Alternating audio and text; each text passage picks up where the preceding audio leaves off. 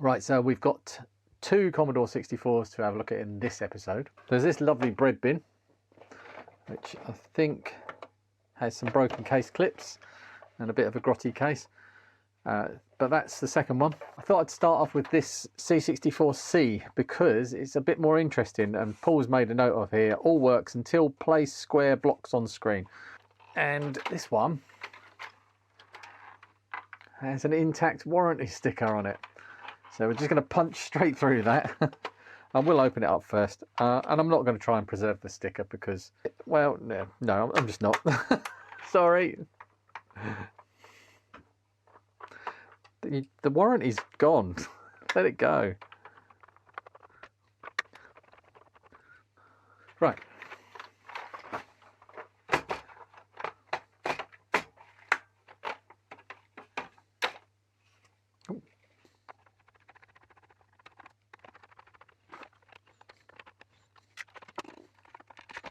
Almost certainly never been inside before.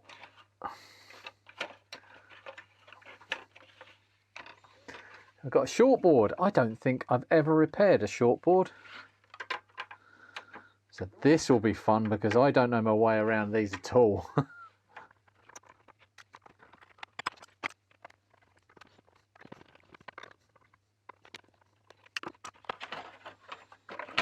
Yeet! Right, let's just have a quick inspection. Make sure that nothing looks broken. Nothing's obviously broken. So let's show you the fault.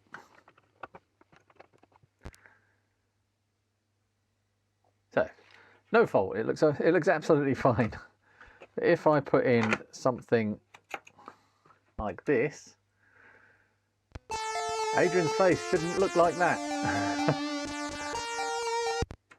So it's got a corrupted display. That red border is corrupted. There's a few blue bits on it. That should be all red. CIAs look good. I just want to run the RAM tests and then I'll come back and attach the full harness to it. Interrupt bad.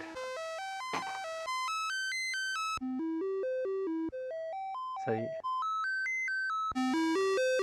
yeah, some screen problems there. I'm not sure what that's about. Bizarrely, because these don't go wrong very often, I do have quite a few spares for them. So one, I've just put the test harness on, and there's one thing I can't do is put this keyboard connector on the keyboard connector in here because the cable's too short. It's for normally the keyboard connector is here in a bread bin. But I did buy some of these. I have got some ribbon cable somewhere, so I can just quickly make up another cable to extend that. I made a nice long cable. That should easily get me over there. And I'm fairly sure I got it the right way around. Yeah, what's the worst could happen? Right, let's try that.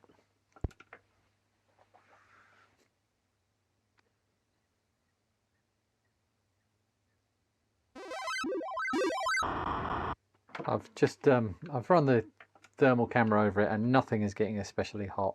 The hottest chip on here is the VIC-2 and that's only at 35 degrees. Everything else is, I mean the Super PLA is practically cold. It's room temperature. Nothing else is getting hot at all. That logic chip there is slightly warmer than the ones around it, but it's still 22 degrees.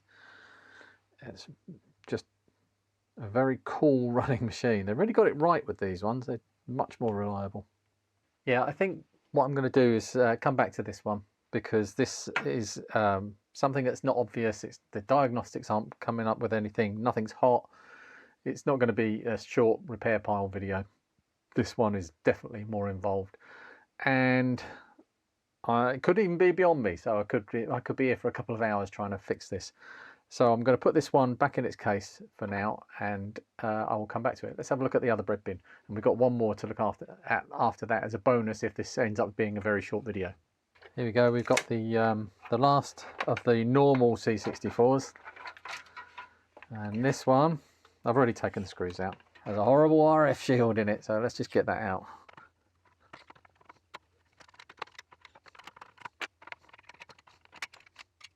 It's grotty in here as well. Everything is covered in a layer of grime.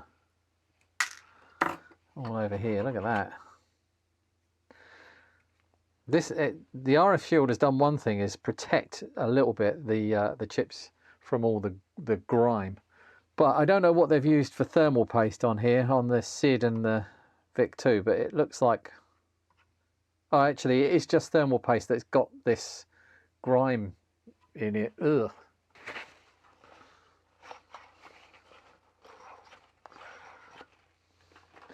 I don't want to spray too much IPA in here yet, because it will just congeal all this gunge in here. So I'm just going to spray some on the cloth, on the paper towel.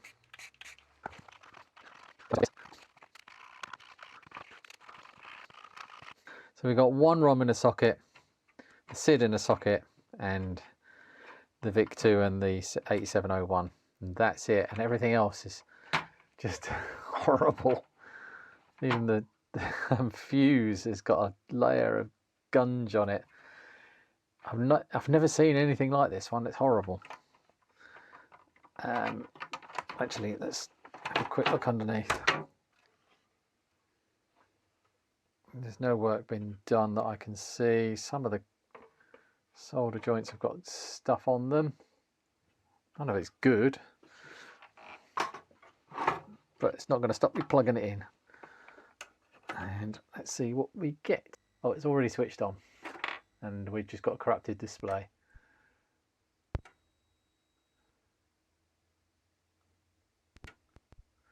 Interesting.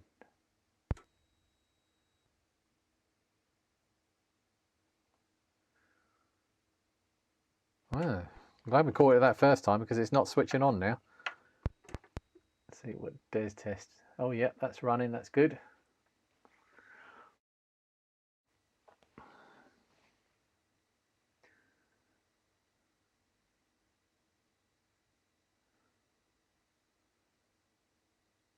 Oh, we have a fault.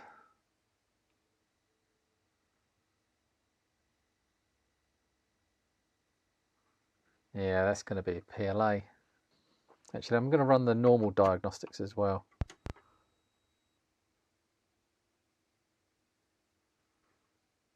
Yeah, that's not happy. I wonder what dead test does.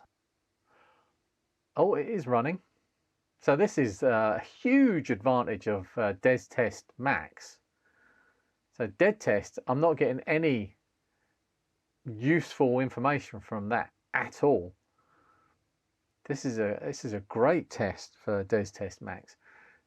I can't see any text on there. It's not giving me any indication of what's wrong. It's trying to run, but it's failing.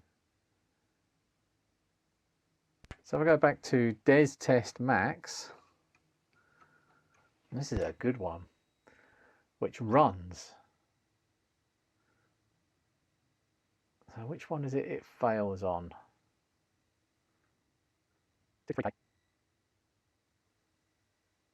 Oh, different result, which points to the PLA. Yeah, I'm going to take a short break, and then I'm going to come back and take the PLA out. But while this is still here, it's going to have a look with the thermal camera.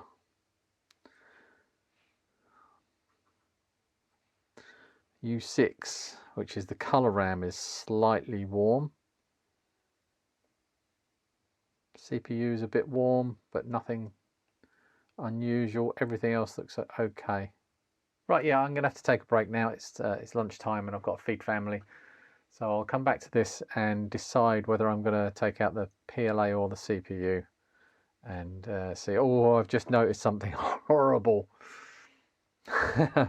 Every RAM chip in here is empty. Oh dear. Right, so what I'll do is I'll take that out off camera, put a socket in there. I might give this a clean up as well, and then we'll come back, and when I come back, we should have the machine a little bit further along, but I won't let you miss anything out.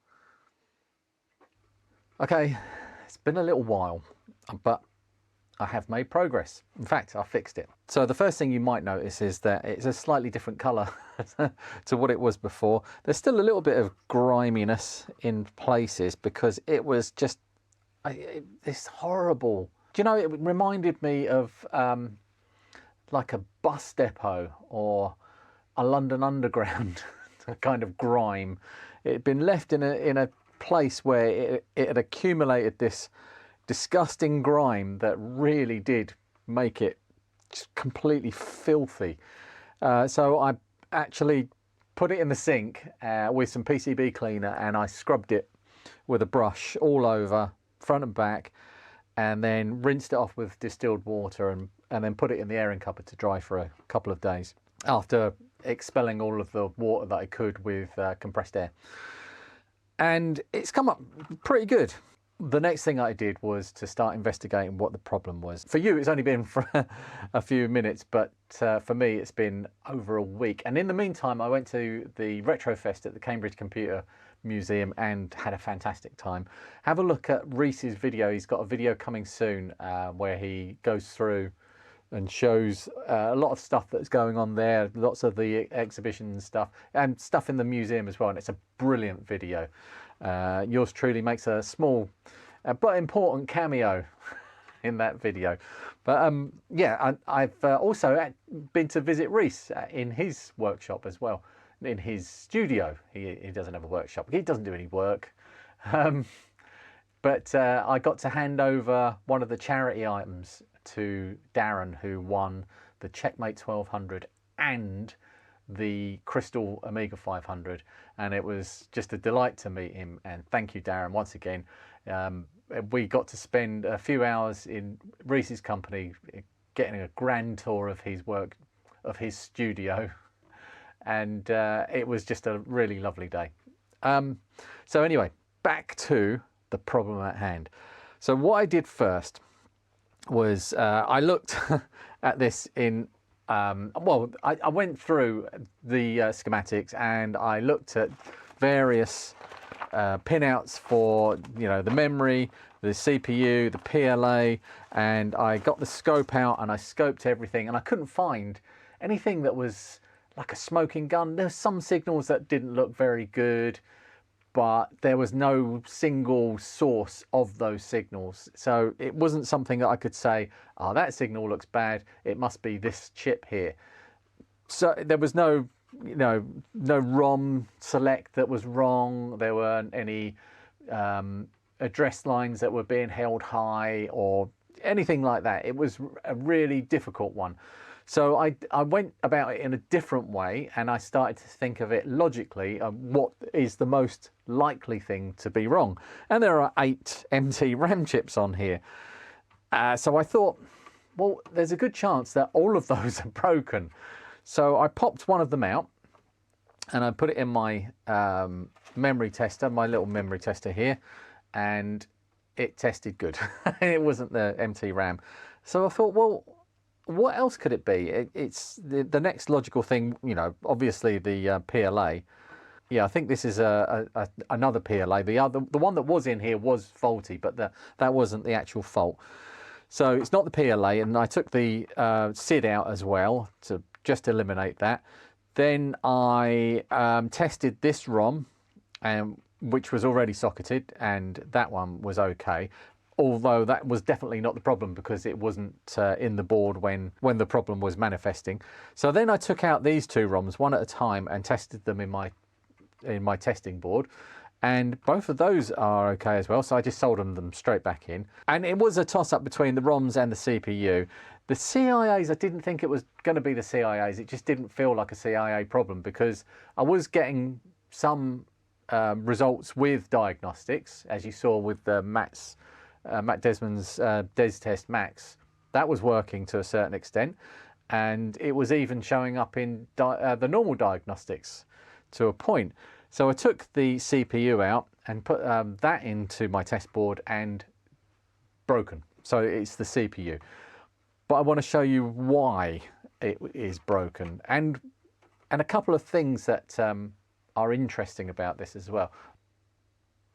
So if I run this is the normal diagnostic. In fact, I'll do the no mem one so that it goes a bit quicker, because it passes the memory tests, and it always falls over on PLA test when we know that the PLA is good.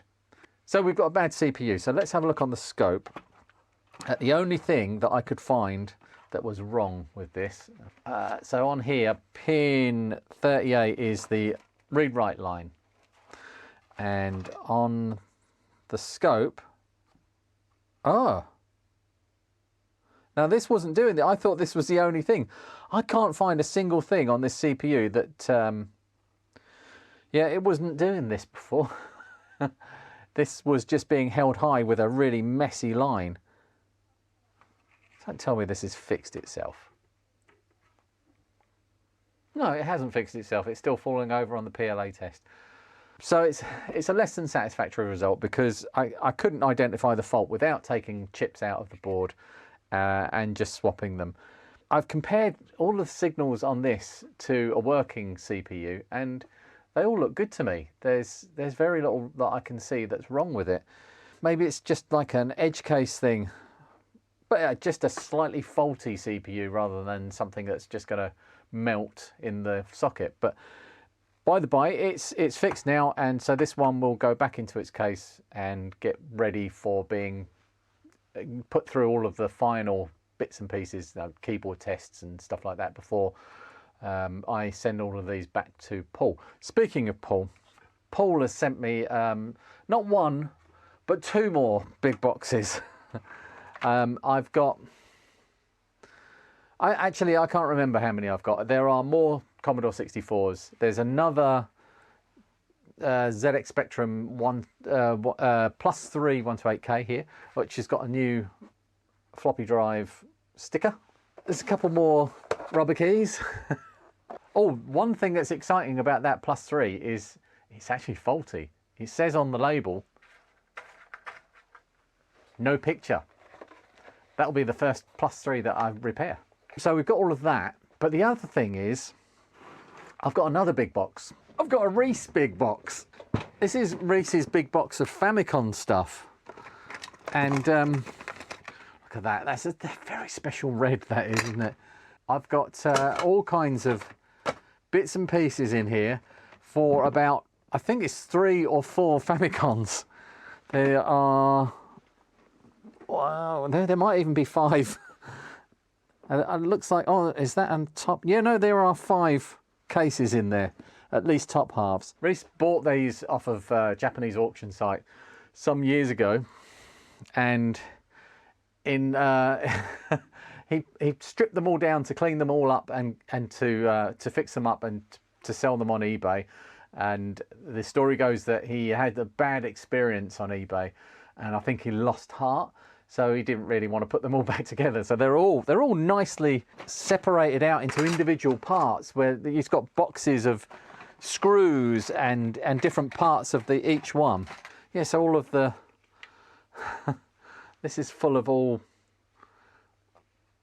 of the controller face plates. Oh, they're new ones, in fact. Oh, fantastic. So I get to play jigsaw puzzles with Famicoms. So I'm going to put together at least one of these. I've offered to do all of them for him, because he's a good egg, and he's a really good friend, and I'd like to do something for him, and maybe we can do something together with them. But I'm not sure if he really wants to. That's for a future video or adventure, and I'm really looking forward to doing that. And there are other things in here as well that I need to show. I've got a load of stuff that I got from the Cambridge visit, especially from Stephen Usher, who just gave me one of the best donations I've ever had. And I'd like to go through that in its own video, just to do it justice. But yeah, that's it for this repair pile video. I've got a lot more to do. There's a whole bundle of Commodore 64s and some more ZX Spectrums to do. I'll work my way through them a little bit at a time. I'm going to try to repair all of these things. I don't think they're going to make main channel videos, but if something really unusual or special comes up, then I will turn that into a main channel video. I'll put it aside and we'll see. But I'm going to just try to get all of these repaired, get them all finished and get them back to Paul. And then move on with some other projects. I've got so many other things to do, but I'm enjoying a break from the main channel stuff as well. You know why. Anyway, thank you. Bye.